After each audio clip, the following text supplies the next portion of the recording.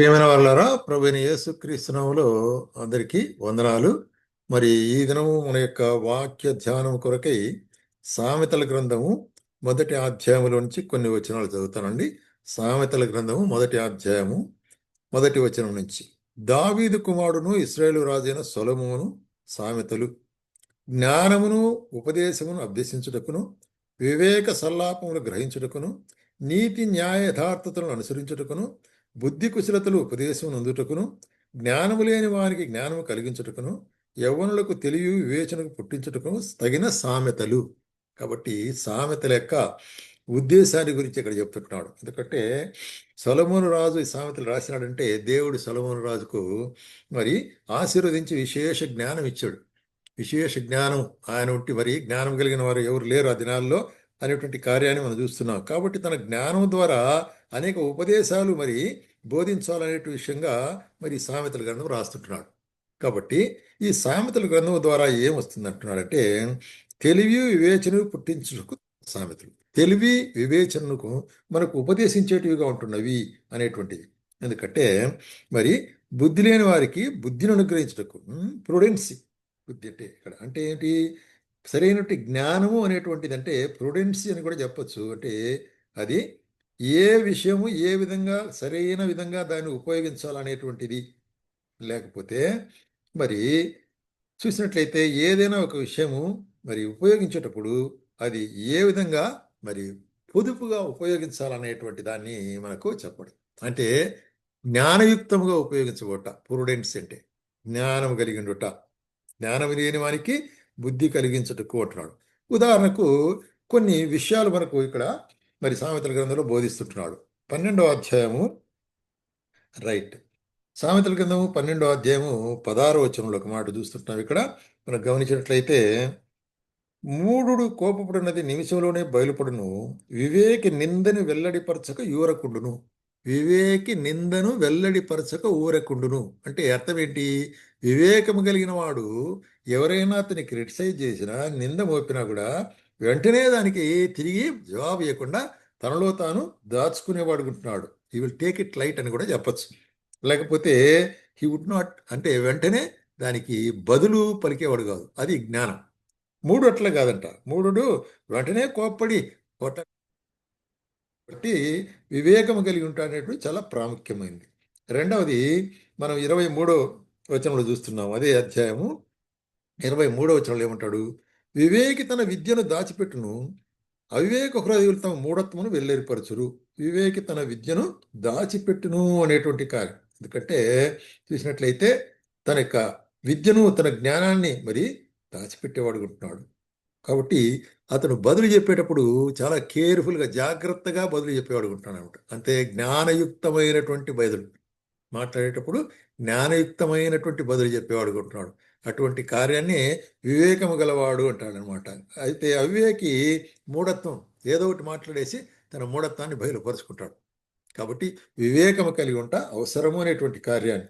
అట్లాగే 14వ అధ్యాయంలో 8వ వచనంలో ఏమంటున్నాడంటే ఇక్కడ రైట్ తన ప్రవర్తనను కనిపెట్టిండుట వివేకుల జ్ఞానమునకు లక్షణము.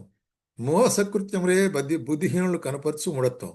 తన ప్రవర్తనను కనిపెట్టుకునిండుట అంటే మరి రాబో సమయంలో ఏదైతే జరగనున్నది అనే కార్యాన్ని కనిపెట్టుకునిండుట. He must wait for that అనేటువంటి కార్యం.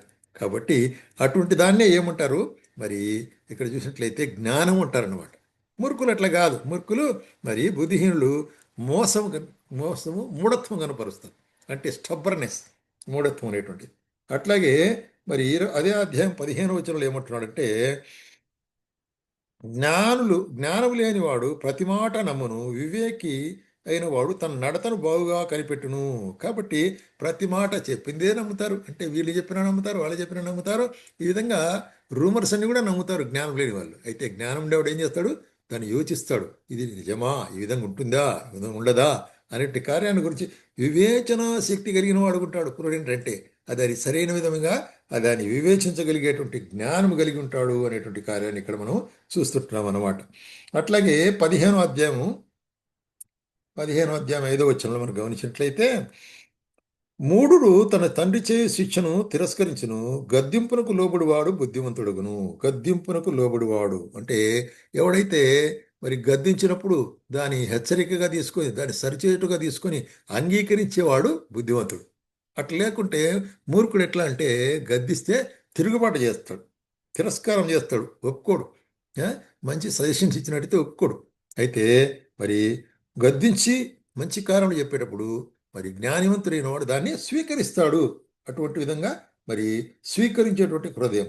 అట్లాగే పద్దెనిమిదో 18వ అధ్యాయం 15వ వచనంలో ఇంకో మాట మనం చూస్తుంటాం చూడండి. 18వ అధ్యాయం 15వ వచనంలో మనం గమనించినట్లయితే రైట్. 18వ 15వ వచనం. ఎస్. జ్ఞానుల చెవి తెలివిని వెదకును, వివేకము గల మనస్సు తెలివిని సంపాదించును. జ్ఞానుల తెలివి వివేచనను వెదకును. కాబట్టి ఈ will be always acquiring knowledge. జ్ఞానం కలిగిన వాడు నాకు ఇంకా తెలుసుకోవాలా ఇంకా తెలుసుకోవాలా అనేటువంటి అభిలాష కలిగిన వాడు అంటాడు. మరి జ్ఞానుడైన వాడు కొంచెం తెలుస్తానని నాకు అంతా తెలిసింది అనేటువంటి విధంగా బిహేవ్ చేస్తాడు అనమాట. కాబట్టి జ్ఞానం కలిగి ఉంటా చాలా ముఖ్యమైనది. ఎందుకంటే మనం నేర్చుకోవాల్సింది ఎంతో. ఎందుకంటే మరి గొప్ప గొప్ప వాళ్ళు కూడా చెప్పినారు, నా జీవితకాలంతో నేను నేర్చుకున్నా ఇంకా నేర్చుకోవాల్సింది అనేకం ఉంటుంది అంటాడు. అందుకొరకే వివేకం గల మనసు తెలివిని సంపాదించుకుని ఎక్కడెక్కడ తెలివి ఉంది, ఎక్కడెక్కడ జ్ఞానం ఉంది, ఎక్కడెక్కడ శ్రేష్టమైన కార్యం ఉందని మరి సంపాదించుకునేటువంటి వాడు. ఎందుకంటే వెండి బంగారముల కంటే జ్ఞానము శ్రేష్టమైంది అంటాడు పరిశుద్ధ గ్రంథంలో మనం చూసినట్లయితే. కాబట్టి మరి జ్ఞానం సంపాదించుకున్నట. అట్లాగే 22వ అధ్యాయము 3వ వచనములో 22వ అధ్యాయం 3వ వచనంలో బుద్ధిమంతుడు అపాయం వచ్చుట చూచి దాగును, జ్ఞానము లేనివాడు యోచింపక ఆపదలో పడును. బుద్ధిమంతుడు అపాయము వచ్చే చూసి దాక్కుంటాడు. దానికి ఒక ఉపాయం ఉంది, ఎరిగిన వాడు ఉంటాడు బుద్ధిమంతుడైతే. బుద్ధి లేని వాడు పోయి అపాయంలో నేరుగా పడిపోతాడు. ఉం? మరి సిగ్గు అవమానం కలుగుతుంది. అయితే జ్ఞానవంతుడు ఎట్లాగుంటాడంట మరి చాలా జాగ్రత్తగా ఉంటాడు. అదే 27వ అధ్యాయంలో కూడా చెప్తాడు చూడండి.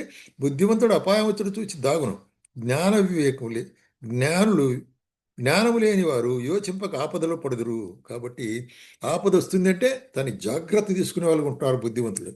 బుద్ధిమంతుడు ఆపదలో జాగ్రత్తగా ఉండవలసిన. అయితే బుద్ధిహీనులు తెలియకపోయి ఆపదలో పడతారు, కావాలని పోయి ఆపదలో పడతారు. అందుకొరకే మనము ఇటువంటి వివేకము కలిగి ఉండాలంటే ఆ విధంగా మరి ఆపద వచ్చినప్పుడు మనం భద్రపరచబడాలంటే అదే 18వ అధ్యాయం 10వ వచనంలో ఒక మాట చెప్తాడు. యెహోవా నామము బలమైన దుర్గము, నీతిమంతుడు అందులోనికి పరిగెత్తి సురక్షితముగా ఉండును. కాబట్టి యెహోవా నామం, దేవుని యొక్క సన్నిధి, దేవుని యొక్క కృప, దేవుని యొక్క దయ అది భద్రమైన కోట మాదిరిగా ఉంటుంది. ఆయన కృపలో ఆయన దయలో మనం దాక్కుంటే, ఆయన కృపలో మనం నిలిచి ఉంటే అది మనల్ని భద్రపరిచేదిగా ఉంటున్నది. కాబట్టి వివేకం కలిగిన వాడు ఏం చేస్తాడు మరి చూసినట్లయితే ఆ విధంగా ఆయన దయను వెదికేవాడుకుంటున్నాడు. యెహోవా సన్నిధిని వెదికేవాడుకుంటున్నాడు. దేవుని యొక్క మాటలను వెదికేవాడుకుంటున్నాడు. దేవుని యొక్క సన్నిధిని ఆలోచనలను వెదికేవాడుగా ఉంటున్నాడు అన్నమాట. కాబట్టి ప్రేమ సోదర సోదరి మన జీవితంలో కూడా ఈ యొక్క సామెతలన్నీ కూడా మనం చదివినట్లయితే 31 అధ్యాయాలు ఉంటున్నది. దినానికి ఒక అధ్యాయం మనం చదివినట్లయితే మరి నెలంతట్లో కూడా దాన్ని మరి దినదినం మనం ప్రవర్తించే విధానం ఎట్లా ఉండాలని మనకు ఎంతో జ్ఞానము బోధించేదిగా ఉంటుంది. కాబట్టే దేవుని జ్ఞానము సామెతల్లో సంక్షిప్తంగా రాయబడి ఉంటున్నది. కాబట్టి ఇవి మనకు జ్ఞానము బుద్ధి వివేకం కలిగించే మాటలుగా ఉంటున్నామని మనం గుర్తించవలసి వారు ఉంటున్నాం.